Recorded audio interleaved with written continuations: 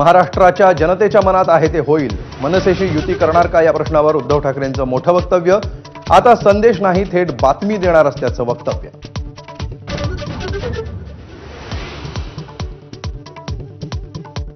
राष्ट्रवादी काँग्रेसचे दोन्ही गट एकत्र येण्याबद्दल सध्या तरी कुठलाही प्रस्ताव नाही.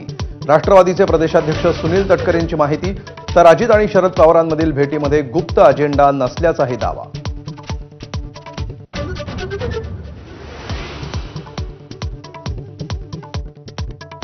लाडक्या बहिणींसाठी निधी जमवताना सरकारची दमछाक. मे महिन्याचा हप्ता देण्यासाठी सामाजिक न्यायाचा निधी पुन्हा वळवला.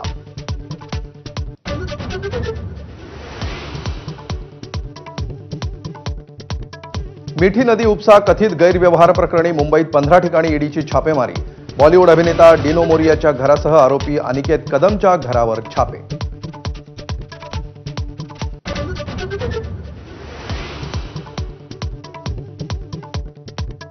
गडचिरोलीमध्ये आत्मसमर्पित नक्षलवाद्यांच्या सामूहिक विवाह सोहळ्याला फडणवीसांची हजेरी.